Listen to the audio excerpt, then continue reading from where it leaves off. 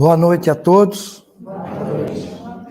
Novamente uma honra renovada voltar aqui no Centro Meimei, onde nós já frequentamos há 18 anos.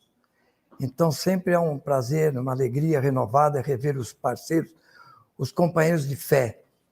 Então, queremos agradecer a Deus, a Jesus, a excelsa Mãe Maria, aos diretores dessa casa, tanto os encarnados quanto aos desencarnados, e também agradecer aos nossos anjos da guarda, que nos propiciam estarmos aqui nessa noite para conversarmos e aprendermos um pouquinho mais sobre as leis de Deus e a doutrina espírita.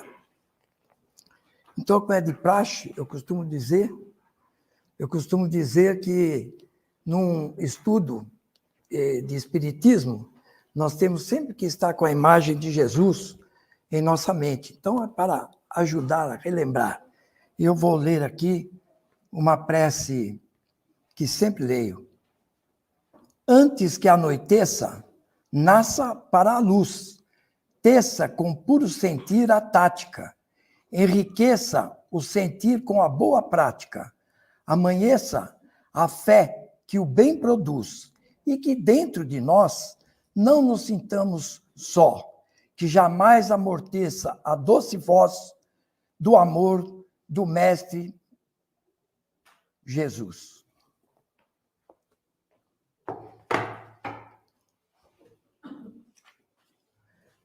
Também para seguir aqui um praxe, eu sempre gosto de falar um pouquinho de Chico Xavier, porque nós temos a honra de viver nesta cidade, em que é a cidade natal de Chico Xavier. E, graças a Deus, nós temos ouvido muitas histórias de Chico. E em todo lugar nós estamos ouvindo, e temos mesmo que deixar esse espírito vivo dentro de nós, porque tanto fez por todos nós, e principalmente pela doutrina espírita. Mas hoje eu reservei um aqui, uma passagem dele, que é um pouco diferente do normal, mas que tem tudo a ver com o nosso estudo da noite, que é o Consolador Prometido, que, segundo os Espíritos Iluminados, é a doutrina espírita, que Jesus prometeu o Consolador, e é a nossa doutrina. Então, a história de Chico consta que ele estava trabalhando, como sempre, e, de repente, surgiu uma senhora muito aflita, desesperada, em choro, sofrendo, com muita dor.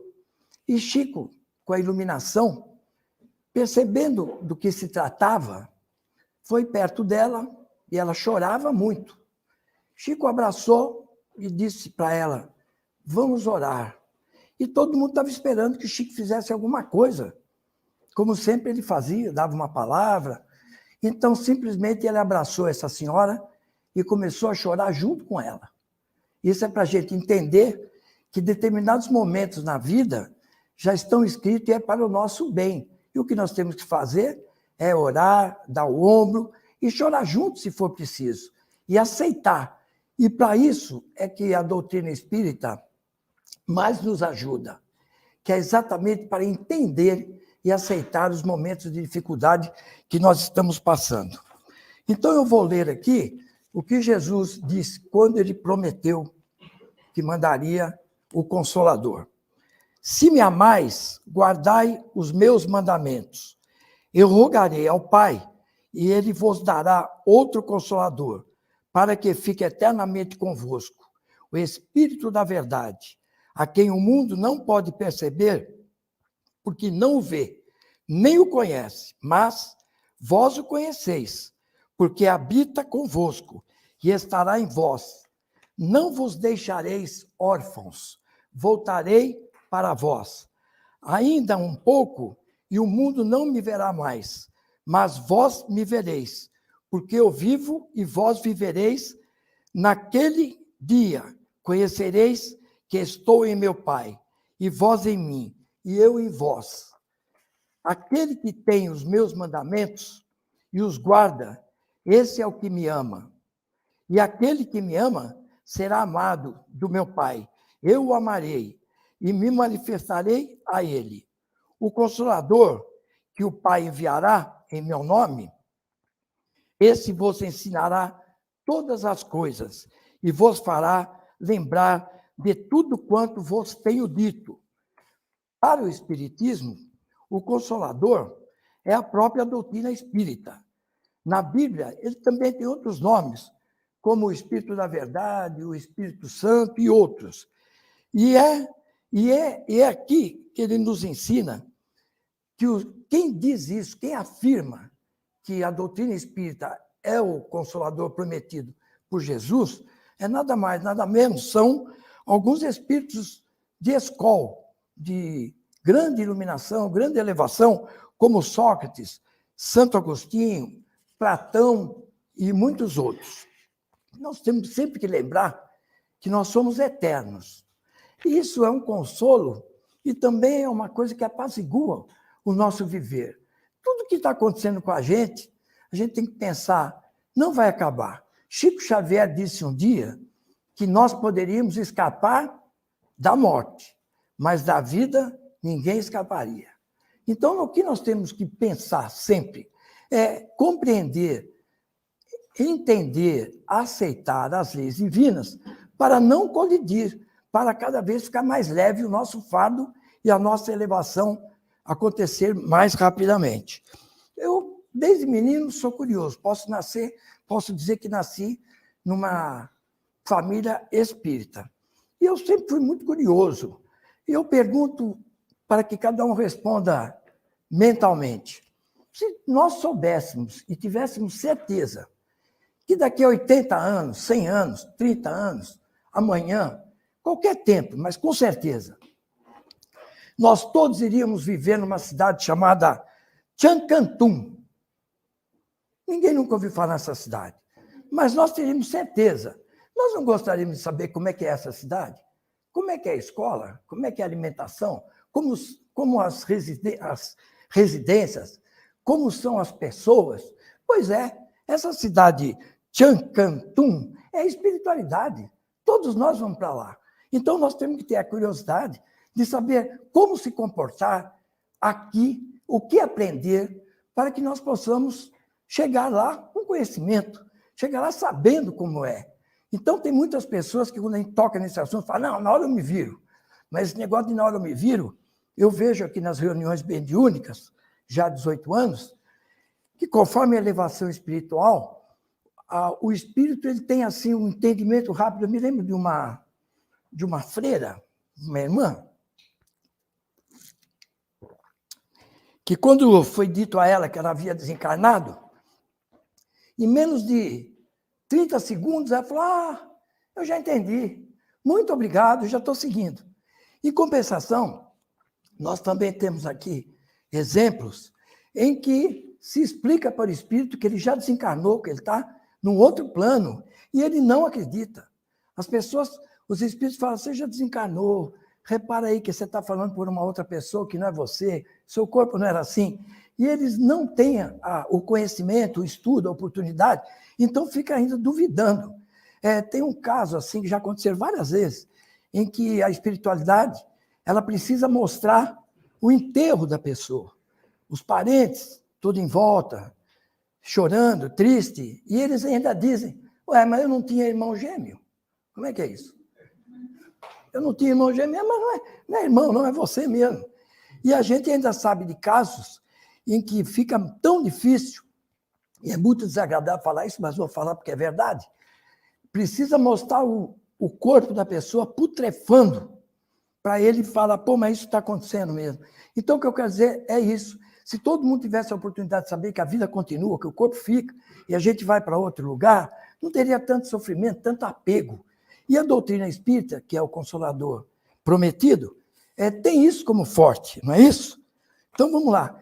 Eu falei que eu sempre fui muito curioso. É por isso mesmo.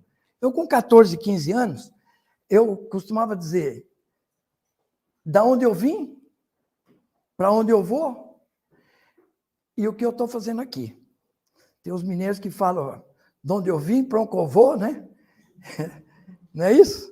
Então, essa dúvida é de todas as pessoas que são curiosas, que têm um pouco já de espiritualidade, o que estou fazendo aqui? Qual o significado da vida? E nós, através da doutrina, sabemos que nós somos espíritos encarnados com a princípio, a intenção de evoluir espiritualmente e voltar para a nossa pátria verdadeira, que é o Espírito, que nós somos espíritos encarnados. Então, a doutrina vem para nos tirar as dúvidas, porque tem muitas outras religiões que, quando a gente se aprofunda um pouquinho mais, eles costumam dizer, isso aí é segredo de Deus. Quando a gente quer se aprofundar, mas aí como é que você responde? Que tem uma pessoa que com 4 anos toca piano? Isso é segredo de Deus. Então, a gente vai evoluindo, vai estudando e vai vendo que a doutrina espírita vai explicando tudo isso através da reencarnação, não é? Então, a razão de tudo que acontece não pode ser só intuitiva. Nós temos que nos aprofundar nos estudos, na doutrina, na básica e principalmente no Evangelho segundo o Espiritismo.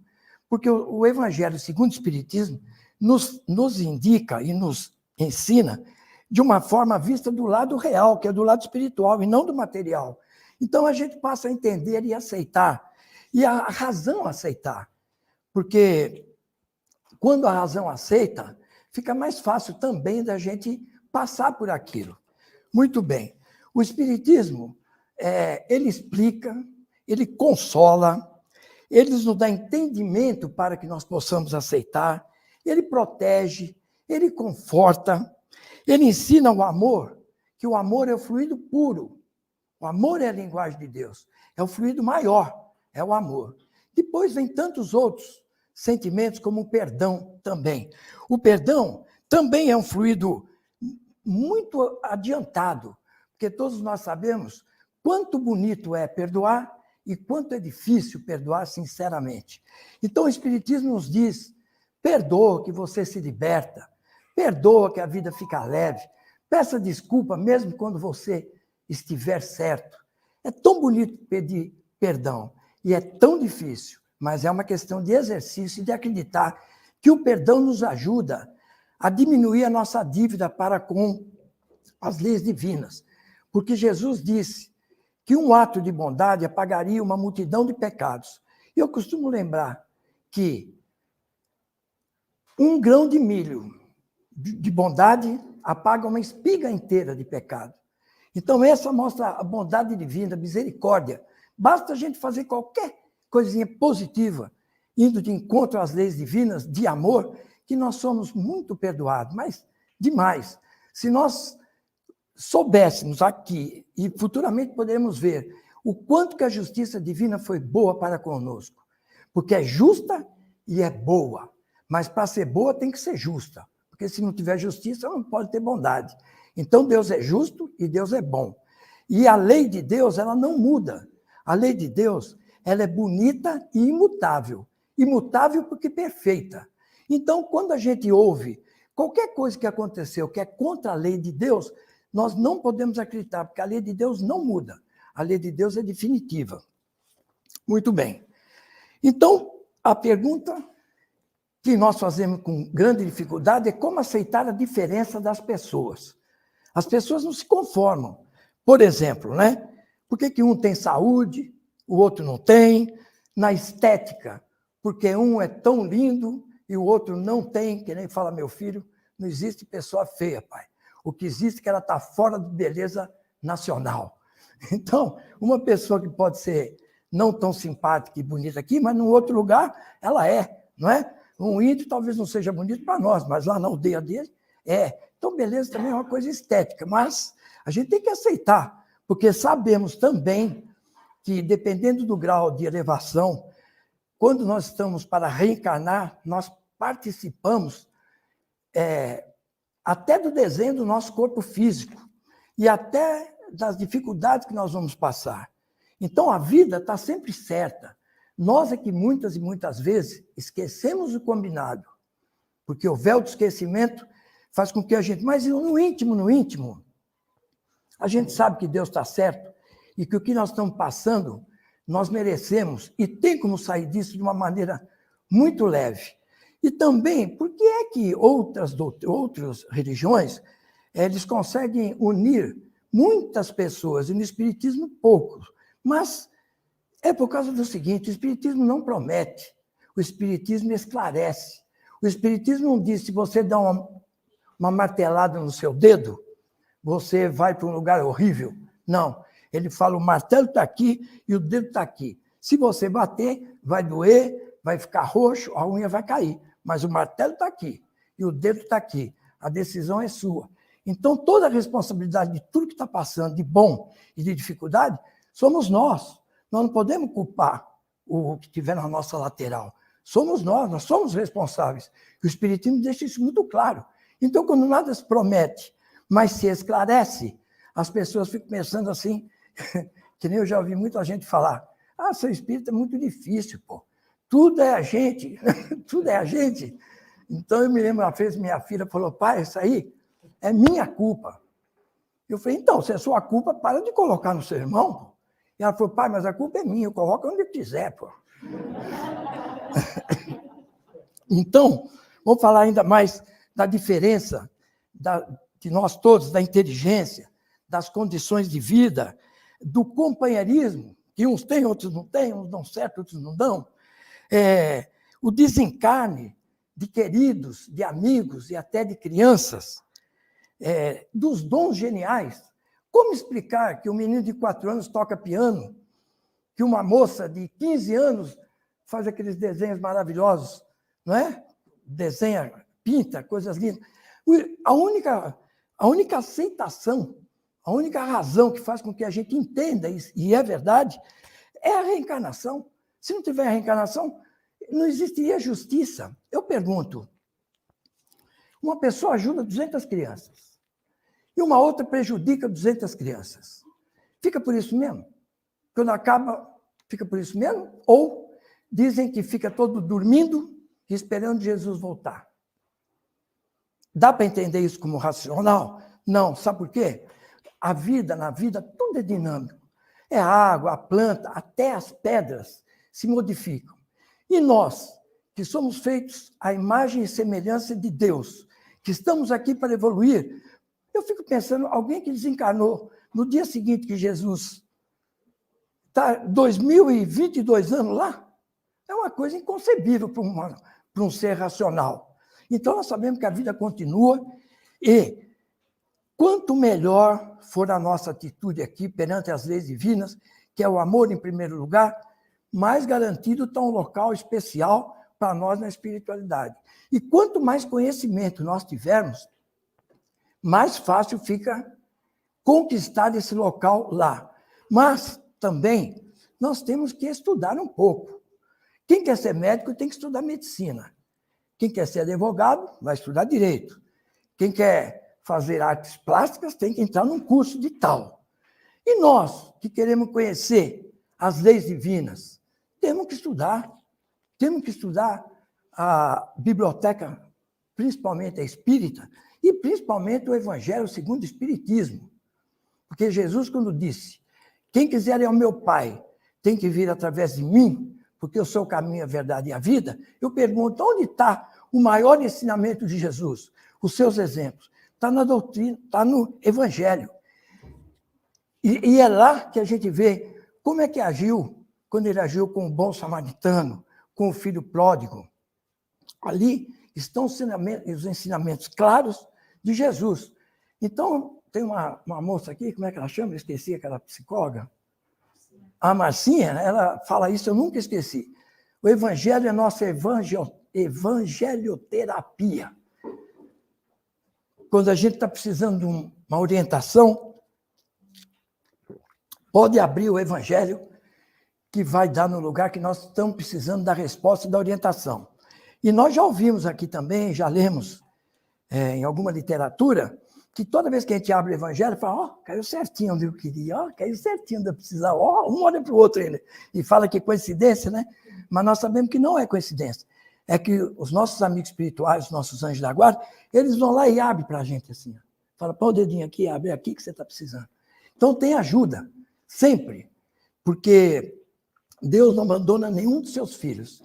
E eu pergunto, será que Deus ia deixar a gente passar essas dificuldades sem estar olhando por nós? Nós, como pai, como tio, como irmão, como vizinho, quando ele vê uma criança indo para um lugar perigoso, nós não vamos lá salvar, nós não vamos socorrer, nós não vamos orientar. Então, como não achar que tem quem nos oriente? E esse alguém, e tantos outros, mas principalmente, são os anjos da guarda. Olha que coisa linda. Deus, em sua infinita bondade, sabendo que é muito difícil vencer nessa longa estrada da vida, colocou um ser muito mais adiantado que nós para nos orientar, cuidar, para nos consolar, para nos intuir, para nos inspirar. Então, o Consolador prometido por Jesus tem esse capítulo do anjo da guarda que, por si só, merecia ser uma doutrina. Olha que consolo, que conforto, saber que não existe solidão. Ninguém está sozinho, onde quer que esteja. É só elevar o pensamento ao anjo da guarda e pedir.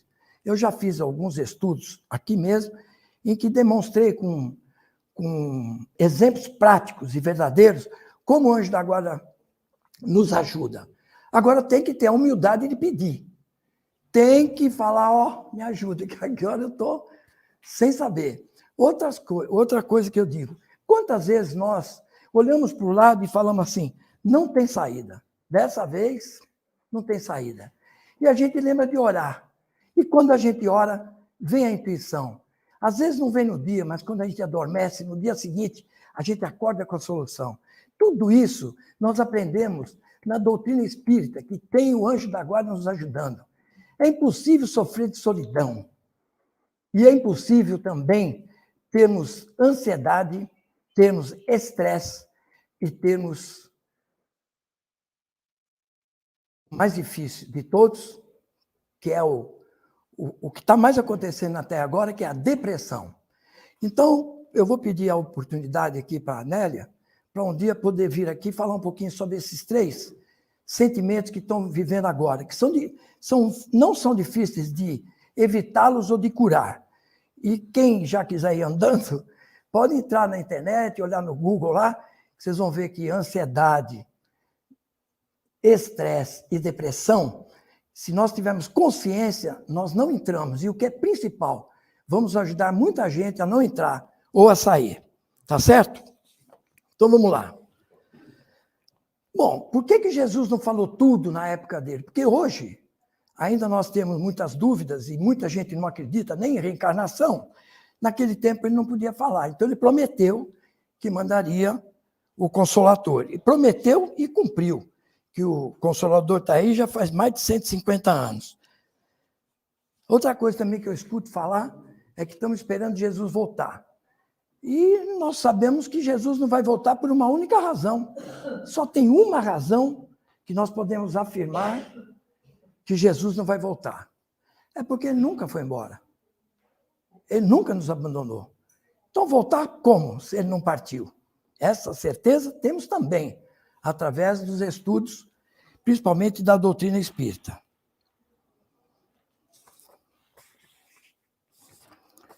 Muito bem. Bom, como é que nós fazemos para nos livrarmos dos débitos perante a lei que nós já praticamos? É através da caridade. A caridade é o que é mais rápido para a gente se ver com um viver mais leve. É a caridade. Fora da caridade não há salvação. Não é que nós estejamos condenados, mas é que a caridade nos ajuda a saldar os débitos mais rapidamente. E não precisa falar, porque quando nós fazemos algo que nós sentimos que está contra a lei de Deus, nós sentimos um certo amargor aqui. Nós sentimos um certo palpitar, uma taquicardia. Mas quando nós fazemos algo de bom, quando nós praticamos um ato de caridade, por mais ínfimo que possa ser, nós sentimos bem, nós sentimos aquele calorzinho, a vida fica bonita, de repente fica tudo florido, porque é o amor em nosso coração. Sabe o que Chico Xavier, lembrei agora, Chico Xavier um dia explicou o que era a depressão? Ele diz que quando ele ia se sentindo deprimido, ele ia na casa dele, pegava meia dúzia de pão, passava uma margarina e levava embaixo da ponte para os mendigos. E quando ele chegava lá, ele ficava até com vergonha de falar que ele estava sentindo depressão, porque com tanto sofrimento, e ele tinha praticamente tudo, ele ficava assim, até falando, pô, eu não posso ter depressão. Essas pessoas precisam de ajuda, eu estou aqui ajudando, e no que ele ajudava, ele se sentia útil. E ele disse essas palavras fortes. Chico Xavier disse: depressão é a falta de alegria no outro que você não colocou. Isso quer dizer, se nós não colocarmos no outro, como é que o outro pode devolver se ele não tem? E uma vez eu vi um padre falar no casamento, que eu também gostei demais. Ele falou: vocês dois estão casando. Se um ficar esperando do outro, os dois vão ficar sem. Então vocês doem o que vocês têm. O outro doa. Quando estiver precisando, você olha aqui e fala: o que ele me doou? Eu tenho bastante, eu vou dar. E o outro também. Então, conviver, fazer o bem, entender, compreender, perdoar, aceitar as diferenças, tudo isso compõe a caridade, o escutar e tantas outras coisas, e depende muito, muito, muito da nossa intenção. Às vezes nós não temos como ajudar, mas e aquele Pai Nosso para o anjo da guarda da pessoa? E aquela sensação de que eu estou longe, mas estou pensando o bem dele?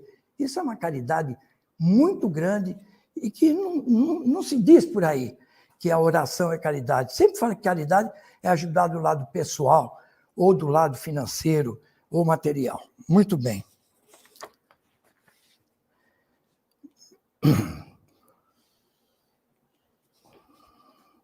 A posição futura de nós todos aqui, que estamos encarnados, depende somente do que nós fizermos.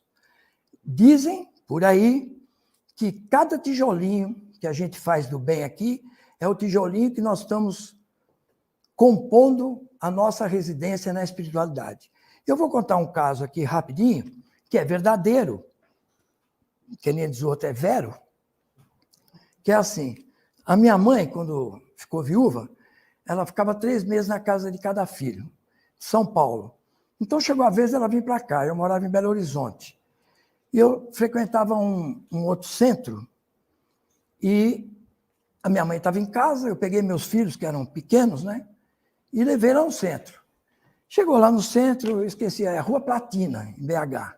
Chegou lá no centro, é um centro muito diferente, sabe por quê? Porque as reuniões que nós fazemos aqui é aberta. Sabe, as pessoas entram no centro, vê os espíritos darem comunicação, as orientações, e levanta e sai. Eu não sei se ainda continua assim, mas há muitos anos atrás era assim. Bom, o fato é que eu levei minha mãe e meus filhos, que deviam estar com uns 10, 6 anos por aí. E uma senhora, uma médium, eu era novo lá, uma médium recebeu o espírito do meu pai, que tinha desencarnado há uns 15 anos.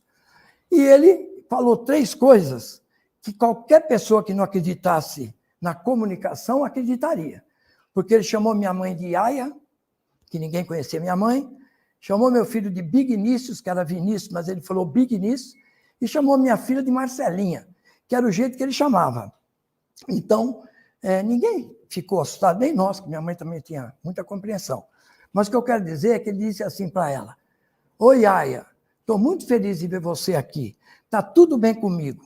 E eu queria te dizer que aquilo que eu falava e a gente conversava, nós estávamos certos. Para cá, nós só trazemos o bem e o mal que nós fizemos aí, nada mais. Então, está aí uma prova que quem acredita não precisa de prova, não é verdade? Mas só para esclarecer que houve esse diálogo que muito me confortou, e comigo ele não falou nada. Acho que não tinha coisa muito boa para falar, não. Então é isso aí.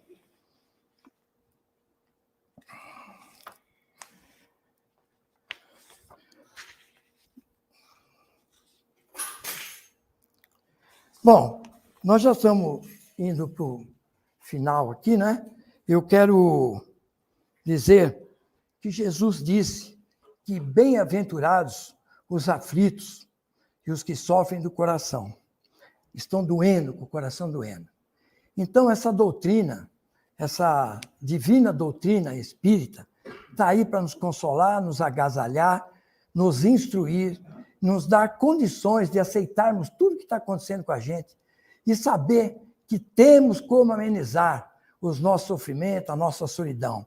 É só estudar, praticar o bem, ser um ser humano com letras maiúsculas. Então, eu quero agradecer a oportunidade nova que eu tive aqui. E quem fará a oração final? Não sou eu, né? Então, eu vou me despedindo, agradecendo a presença de todos, esses fluidos maravilhosos que chegaram até mim. E eu quero oferecer esse estudo ao amigo fraterno que está ali, que é... Fala, da Luz, o nome dele. Doutor Hélio.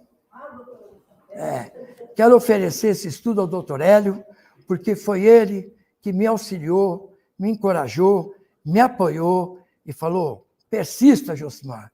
Então, eu estou agradecendo a ele. Muito obrigado, viu, meu amigo Hélio? E que Jesus abençoe a todos nós e até uma próxima, com a graça de Deus.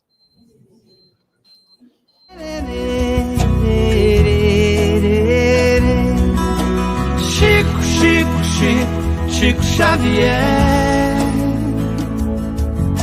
Chico, Chico, Chico, homem de fé. Chico, Chico, Chico, Chico Xavier. Chico